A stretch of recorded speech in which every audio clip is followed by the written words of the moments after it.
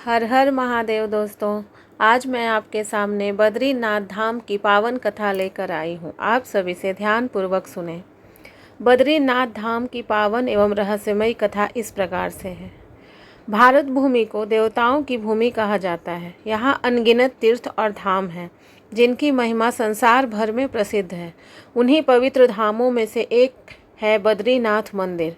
यह धाम उत्तराखंड के हिमालय पर्वतों के बीच अलकनंदा नदी के तट पर स्थित है। इसे भगवान विष्णु का सबसे पवित्र धाम माना जाता है। 4 धामों में बद्रीनाथ धाम का विशेष महत्व है। ऐसा माना जाता है कि जो भक्त सच्चे मन से बद्रीनाथ धाम की यात्रा करता है उसके सभी पाप नष्ट हो जाते हैं और उसे मोक्ष की प्राप्ति होती है।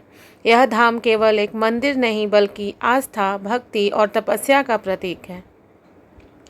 यहाँ की हर चट्टान, हर नदी और हर पर्वत भगवान विष्णु की महिमा का गुणगान करते हैं।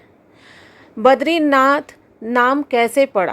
प्राचीन काल में यह स्थान घने जंगलों और बद्री यानी बेर के वृक्षों से भरा हुआ था। भगवान विष्णु यहाँ तपस्या कर रहे थे। उस समय हिमपात और अत्यधिक ठंड के कारण भगवान विष्णु को कष्ट होने लगा। तब माता लक्ष्मी ने भगवान की रक्षा के लिए स्वयं बद्री वृक्ष का यानी बेर का वृक्ष का रूप धारण कर लिया और भगवान को ठंड से बचाया।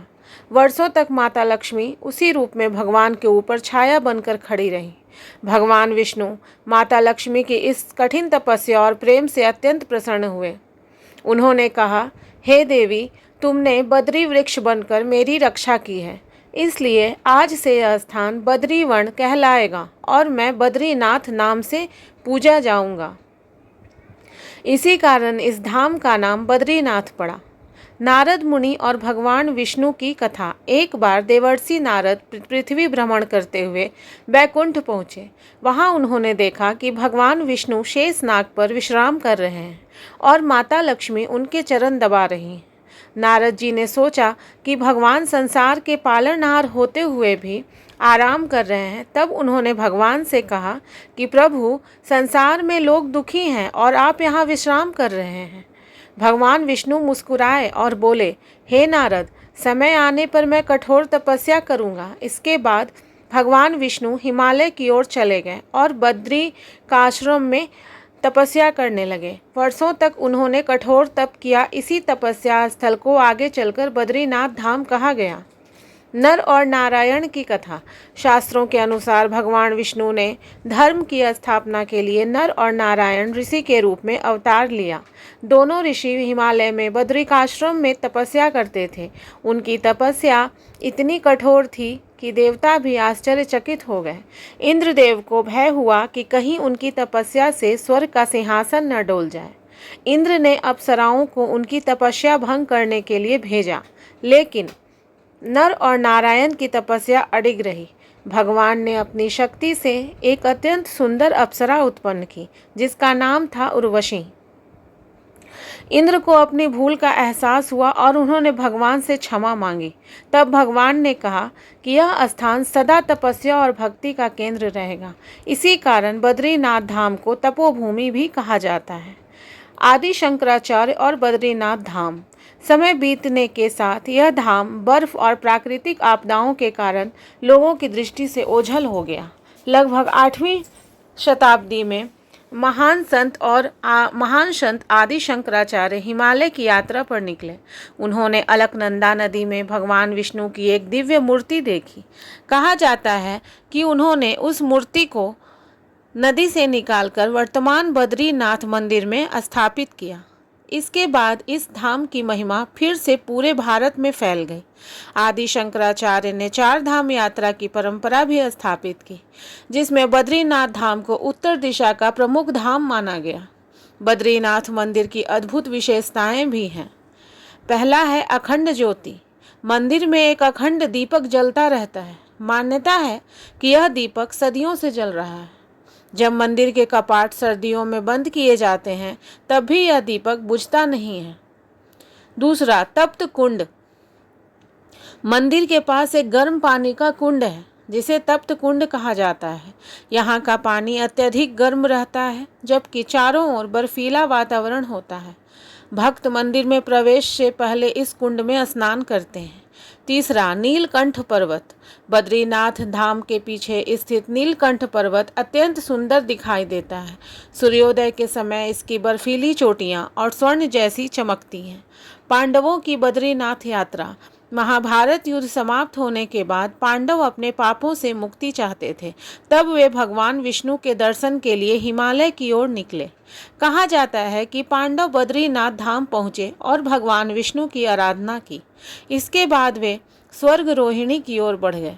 आज भी माना जाता है कि बद्रीनाथ यात्रा आत्मा को शुद्ध करने का मार्ग है। माता मूर्ति की कथा। एक बार भगवान विष्णु की माता ने उनसे कहा, हे पुत्र, तुम सदैव संसार के कल्याण में ही लगे रहते हो, लेकिन अपने भक्तों को दर्शन भी दिया करो। तब भगवान विष्णु ने वचन दिया कि वे बद्रीनाथ धाम में सदैव भक्तों को दर्शन देंगे।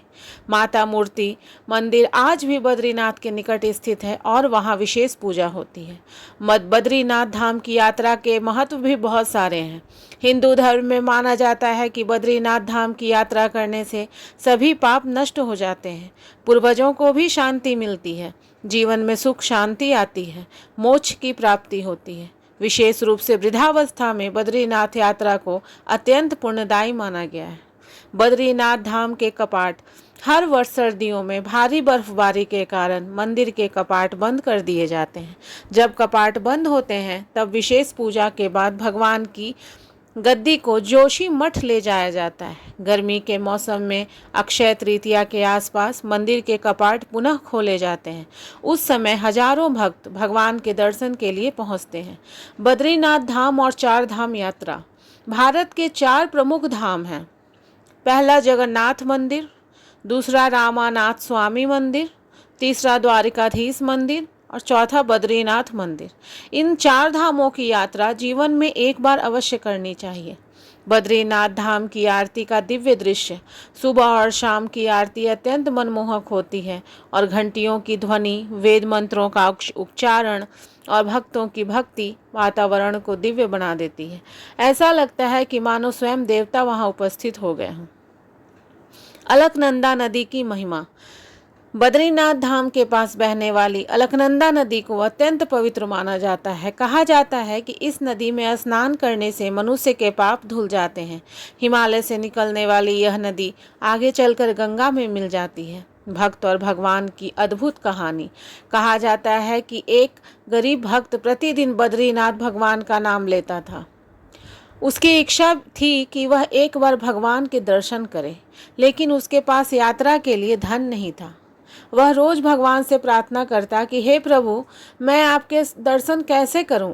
एक रात भगवान विष्णु ने उसे स्वप्न में दर्शन दिए और कहा कि सच्ची भक्ति ही सबसे बड़ी यात्रा है। अगले दिन गांव वालों ने उसकी सहायता की और वह बद्रीनाथ धाम पहुंच गया। यह कथा यही सिखाती है कि भगवान केवल धन नहीं बल्कि सच्चे मन की भक्ति देखते हैं। बद्रीनाथ धाम से मिलने वाला सीख। बद्रीनाथ धाम हमें यही सिखाता है कि भक्ति में अपार शक्ति होती है। तपस्या और धैर्य जीवन को महान बनाते हैं। भगवान सच्चे भक्तों की ही रक्षा करते हैं। अहंकार का त्याग करना चाहिए। और अंत में मैं यही कहना चाहती हूँ दोस्तों कि बद्रीनाथ मंदिर केवल एक तीर्थ ही नहीं है बल्कि करोड़ों भक्तों की आस्था का केंद्र है। हिमालय की गोद में स्थित यह धाम शांति, भक्ति और दिव्यता का अनुभव कराता है। जो भी भक्त सच्चे मन से भगवान बद्री विशाल का स्मरण करता है उसके जीवन में कष्ट दूर हो जाते हैं। अंत में यही कहा जाता है, जय बद्री विशाल। तो दोस्तों, अगर ये कथा आपको अच्छी लगी हो तो मेरे वीडियो को लाइक करें, शेयर करें, कमेंट करें और मेरे चैनल को सब्सक्राइब करें। हर हर महादेव दोस्तों।